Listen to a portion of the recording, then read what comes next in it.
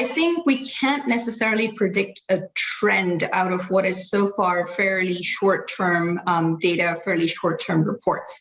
At the same time, you're absolutely right that these are the very same sectors where for well over a year, there has been a series of lockdowns, a lot of concern about the spread of COVID-19. And so it's quite natural that there is a reluctance on the part of workers to see, is this worth their while? And so there will be some upward wage pressure for some time to come on some of those sectors.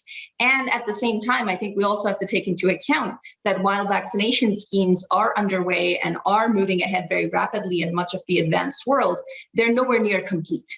And so it's still going to take a little bit of time, I think, before you start seeing some of that return to the workforce, to the in-person workforce. Saadia, you've put out a thoughtful report about the implications of work from home in the future, that these types of positions will remain, and effectively that requires more technology in the home, also fitness, given all the extra pounds everybody's putting on by being stationary around the house, as well as the type of technology required to train people. Just give us a sense of how these trends are likely to hold, even if there is some form of a hybrid model that is enacted by companies on the back of the pandemic. Yeah, I mean, you said the word right there. The hybrid model is where the majority of the 100 plus CHROs that we've been talking to over the course of the last couple of months, as well as a number of CEOs, most of them are saying we're expecting a hybrid model. Most of the Europe-based ones are thinking minimum 2 days a week, 2 to 3 days a week of in-office presence. And yet, they have to ensure now that the hybrid model is workable. That means a very different set of technology in the workplace. It's not just a return to the usual open plan office. And it means a very different set of technology in the home. If we're going to live with some amount of home office for some time to come, then we're going to need to set up things very differently and not just for temporary measures. So it requires changes both in the office and in the home.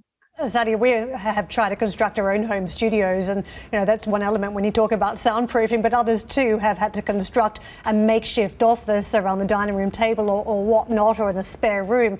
How does this change down the track if people think, well, this is going to be my future? It's not just under the guise of a pandemic. We just have to get through the next few months while the virus is tamed and then we're back to the office. If they think there's a fundamental change, what does it mean to the habits that we see around even home purchases down the track? Yeah, and I think this is where this broader trend towards inequality and a K-shaped recovery plays out. So there are some parts of the workforce where I think some of what I've just talked about, the technology, the support that you need in the home, that is quite possible to implement. A lot of workplaces which are able to do that.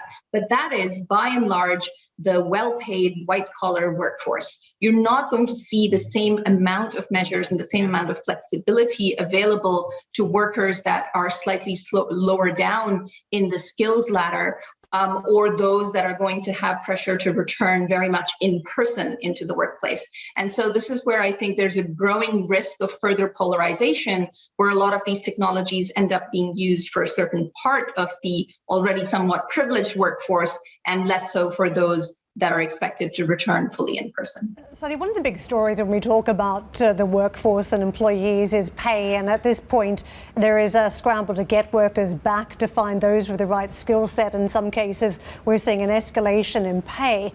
One of the other big stories, though, on the other side, is whether we get a change to corporation tax, and that changes the ability of governments to get money from corporates rather than from employees that may be on some form of a PAYE that they can get access to. How do you think the future changes around taxation and who carries the burden of tax from here? Because it seems like employees have done a lot of heavy lifting until now in recent years.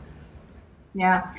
So I think there's some clear data that shows, clear evidence that in the workforce, training is very effective. And so we have to remember that for those workers that are likely to remain in their jobs, likely to remain with their employers, there are a lot of very clever ways in which they can be upskilled and brought into those sort of new emerging jobs, staying within the very same company. There's a lot of win-wins there for both the business and for the worker.